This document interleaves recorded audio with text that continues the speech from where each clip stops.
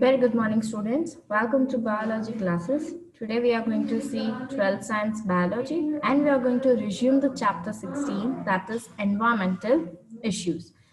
We have already completed with the air pollution and water pollution. Yet today we are going to see about the solid waste, right? So the solid waste is consisting of all the unwanted, undesired materials which are thrown into the dustbin. So whatever undesirable materials which are being thrown in the dustbins, they all are coming under the solid waste. Now it may be composed of biodegradable or non-biodegradable waste. Now the solid waste can be of two types. Either they can be composed of biodegradable or non-biodegradable, right? So either some of them can be degraded and some cannot be degraded, right? Now, upon dumps used for disposing solid waste serves as breeding ground for rats and flies. Therefore, the sanitary landfills are used as a substitute for this, right? So, what happens in the solid waste?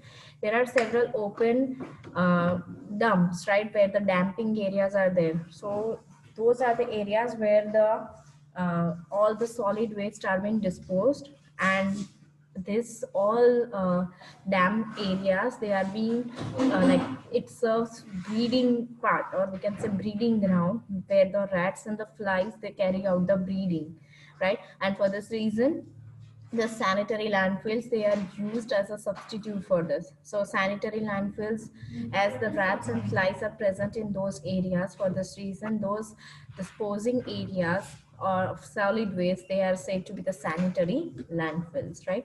Now this biodegradable waste can be either aerobically or anaerobically broken down using the microbes, right? Now, this biodegradable waste, that is those waste which can be degraded with the help of any of the microbes, right? So, if this biodegradable waste, they are being broken down into simpler forms with the help of several aerobic as well as anaerobic microorganisms. Aerobic, that means they work in the presence of oxygen.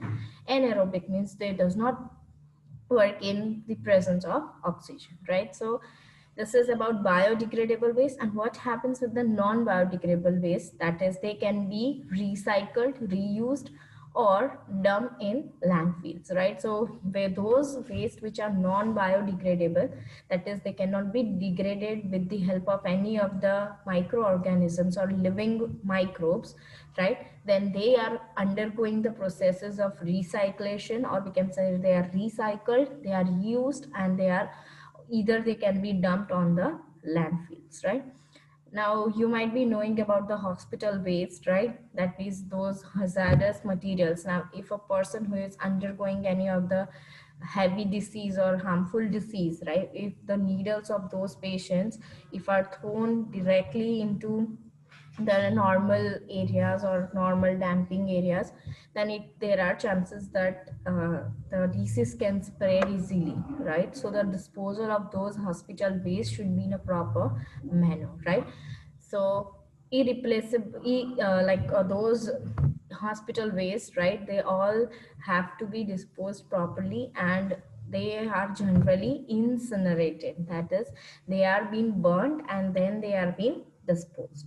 Now, irreparable computers and the other electronic goods which make up the e-wastes, right, which are either dumped in landfills or are incinerated, right? Now, this e-waste can be recycled also to recover metals such as copper, iron, silicon, gold, etc. Now, you might be knowing about the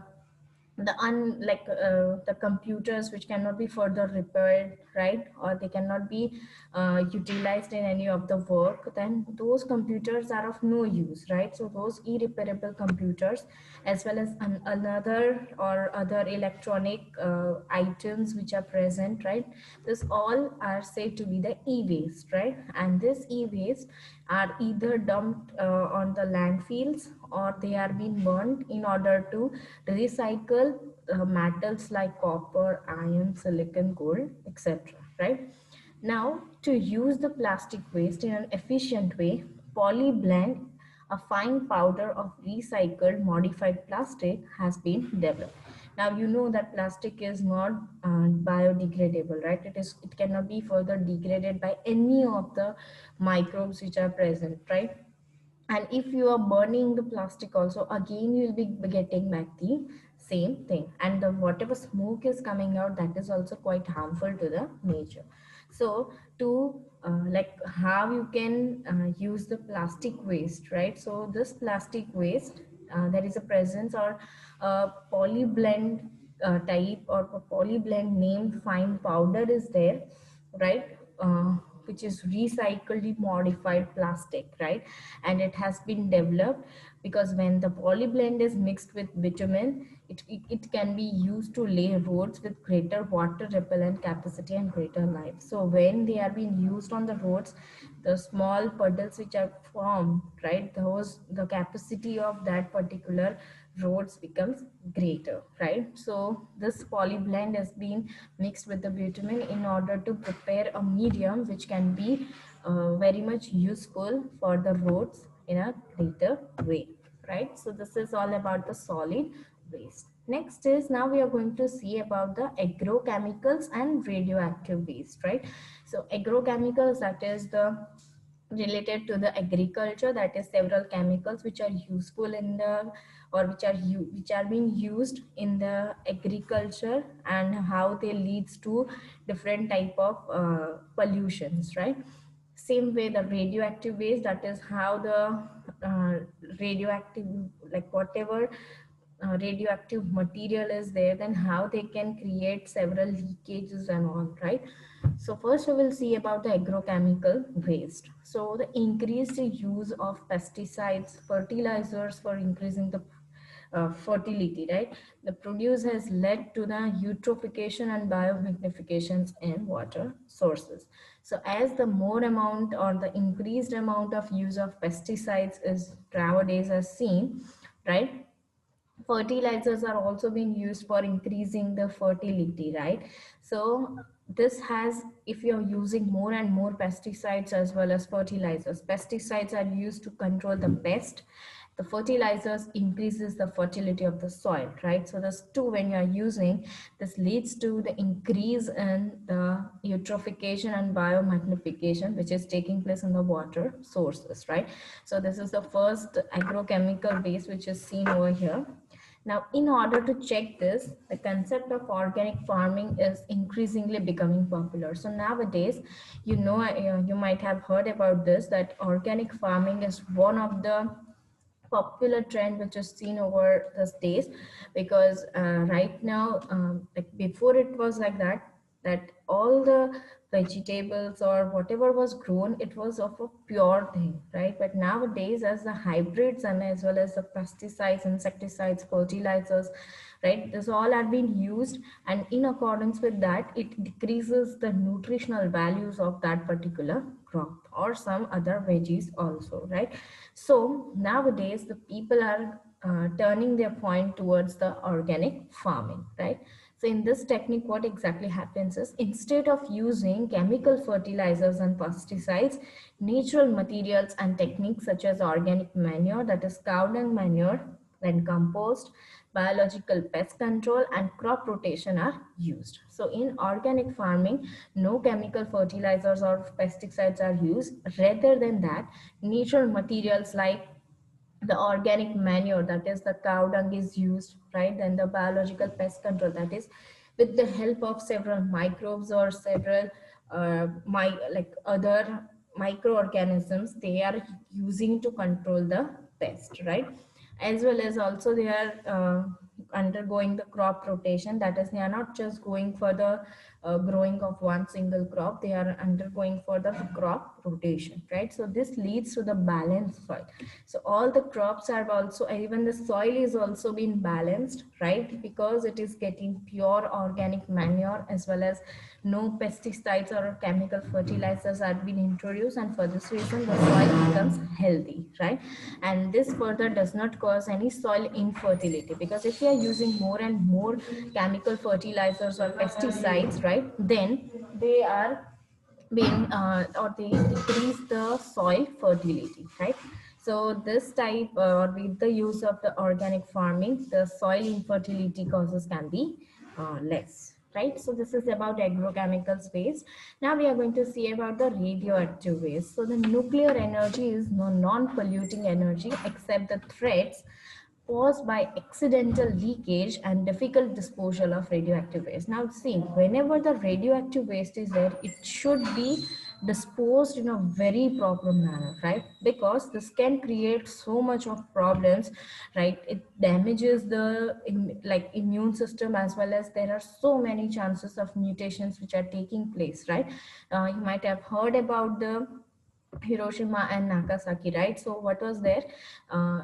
Due to the leakage or due to the like radioactivity which was right now also in this generation also, the effect of that radioactive material is seen, right? So that is due to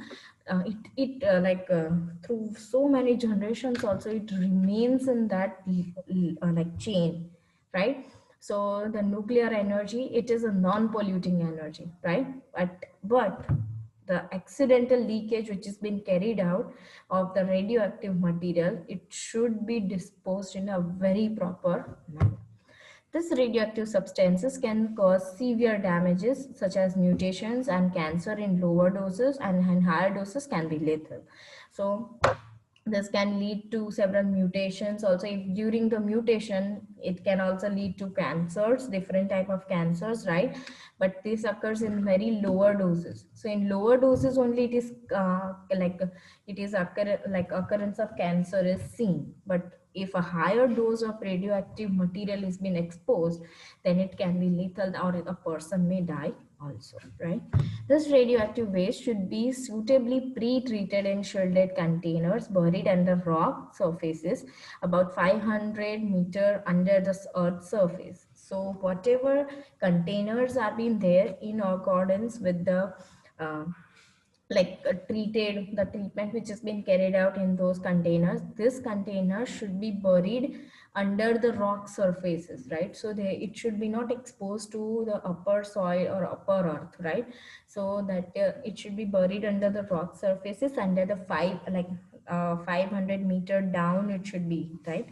So this way, if there is any leakage also, then it is not exposed to the outer earth's environment, right?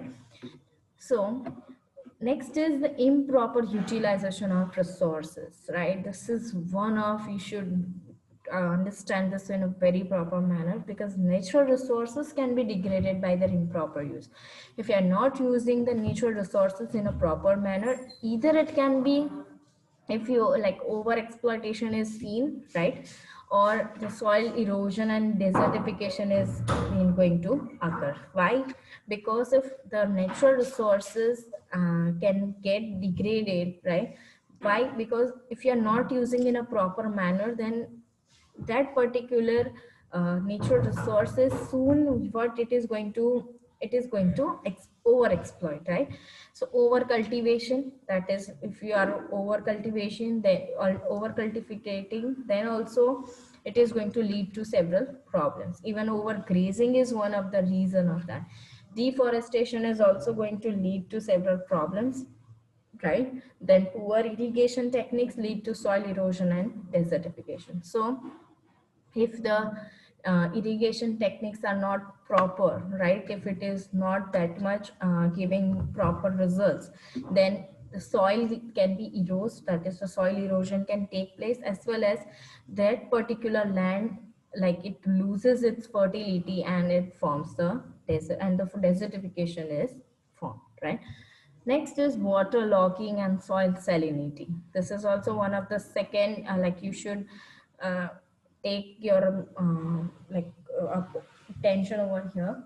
That is, lack of proper drainage leads to water logging, right? So if the proper drainage is not been there, then also it can lead to several problems, and this can affect the crops, as well as it leads to the increase in the salinity of the soil. If directly the water which is being used, or which is being sent to the farms or the irrigation purpose, right?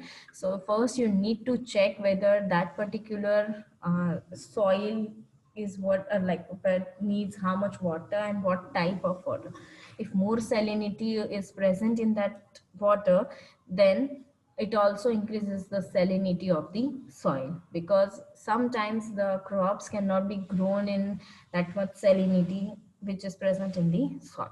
So due to this also, if you are not using the resources in a proper way, it can lead to waterlogging as well as soil salinity, right? So next is ozone depletion and deforestation. This is one of the most important topic, right? Which you might have studied since your lower grades, right? So first is ozone depletion, right? So the ozone layer, you might be knowing about the ozone layer, right? It is found in the upper part of the stratosphere. Now it protects the earth from the harmful UV rays of the sun. So from the direct sun rays, right, it is consisting UV rays also, but there is presence of this ozone layer which does not allow the UV rays to pass on the earth, and this way we are being protected. Right now high energy UV rays break the bonds within the molecules such as DNA and proteins, right? So what happens over here is that if the high energy UV rays are there, then it breaks the bonds of the molecules, right? That is DNA as well as proteins. And this can lead to different uh, mutations as well as some skin cancers also, right? Now, this ozone is formed by the action of UV rays on oxygen molecule, right? So this, when the UV rays is coming in contact with the oxygen, they form the ozone, right? And its thickness is measured in Dobson units, that short form is capital DU, right? And this ozone layer is getting depleted by the action of chlorofluorocarbons. This is one of the most important question for MCQ, that which uh, like normally the which gas is responsible for the major depletion of the ozone layer. So that is chlorofluorocarbons, right? So with the chlorofluorocarbons, right, which are emitted out by the refrigerators and the uh, like air conditioners as well as perfumes, right? So those chlorofluorocarbons, right, they are responsible for depleting the ozone layer. Now, these CFCs are acted upon by UV rays in the stratosphere, liberating the chlorine atoms, which acts as catalyst to degrade ozone into molecular oxygen. So, the ozone which was formed upon the combination of the UV rays when it comes in contact with the oxygen, right? So it forms the ozone. But this chlorofluorocarbon, they act upon those UV rays in the stratosphere, and they remove the chlorine atoms from that medium, and this leads to the degradation of the ozone, and it degrade the ozone into the molecular oxygen, right? So furthermore, the ozone is not present. So this way the depletion of ozone is observed. Now the ozone depletion is particularly greater in Antarctica, which is resulting in the formation of a large thin ozone layer, which is commonly known as ozone hole. So there is also presence of a ozone hole where it is normally the ozone depletion is normally the major one is seen in Antarctica, and a large thin ozone layer is formed, which is known as ozone hole, right?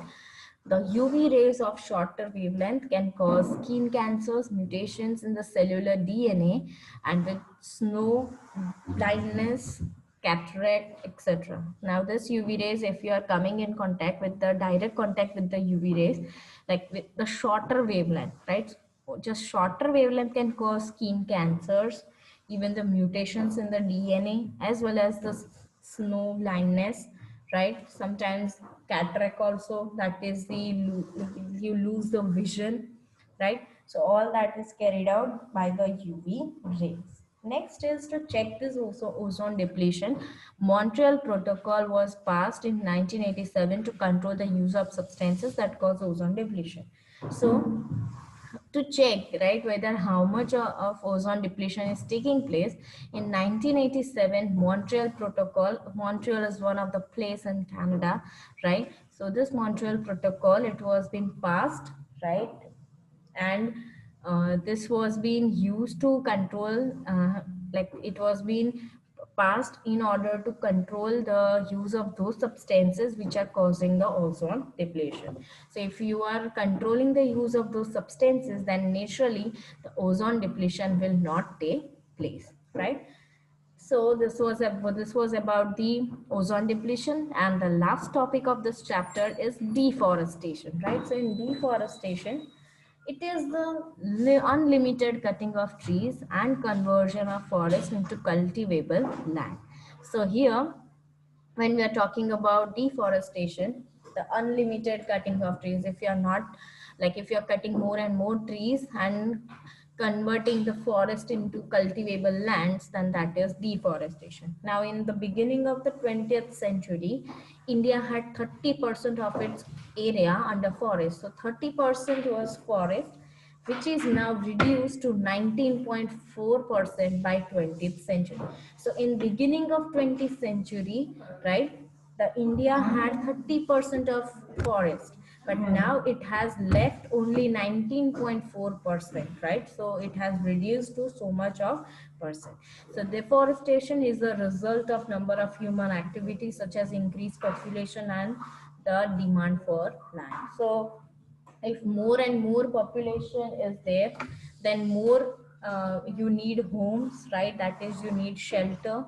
So if the population is increased, then it leads to the increase in the demand for land as well as food as well as soil, right? So this leads to the human activity. So deforestation is a major like problem which is being occurred or which is occurring by the human activities. Now trees are cut for timber. They are using the timber wood for several uses. Also trees are being used for the fuel and also for slash and burn agriculture, which is also called as June cultivation, right? And in this, trees are cut and plant remains in the forest are burned, since the ash acts as a fertilizer. So they are going for the burning of the forest, and whatever ash is there, this ash acts as a fertilizer. So for getting that fertilizer, what they do is they burn the whole forest, and whatever ash is left, they are using that as fertilizer. Some of the major effects of deforestation are the increase in carbon dioxide levels, loss of habitat for wild animals, soil erosion, and consequent desertification, right? So here, major cause for deforestation is what? That it the increase in carbon dioxide, right? That is, if more and more amount of deforestation if it is taking place, right, then it leads to the increase in the carbon dioxide levels, as well as also the wild animals habitat is lost, as well as soil erosion is also taking place. And that particular land is when all the trees are being cut, then it leads or it undergoes the desertification process. That is, no further it can be able to grow, right? So next is deforestation can be controlled by reforestation and afforestation, right? So you can like plant more and more trees in order to get again, like you want, if you need to control the deforestation. So if one tree is being cut which is a quietly aged tree, then in order with that, like you should plant two trees, right? So that way you can control the deforestation. In 1980s, the concept of joint forest management was introduced by the government of India. So this was being introduced, and this was introduced by the local communities, right? Like it was in this, what happened? The support of local communities was taken for conservation of forest, and in return, the local people were free to use the products obtained from the forest. Now, this joint forest management, the government will introduce this plan, right, in 1980, and the people who were living nearby to those forests, these people took care of those forests, and they in return, these people were able to use the products of those forests. So this way, the joint forest management, that is, they are allowing the people to take care of those forests, as well as they are also allowing them to use the forest products. So none another, it is a joint management, right, in order to control the deforestation, right? So I hope you are very clear with today's topic, and here we complete this chapter, and I hope to see you again. Thank you.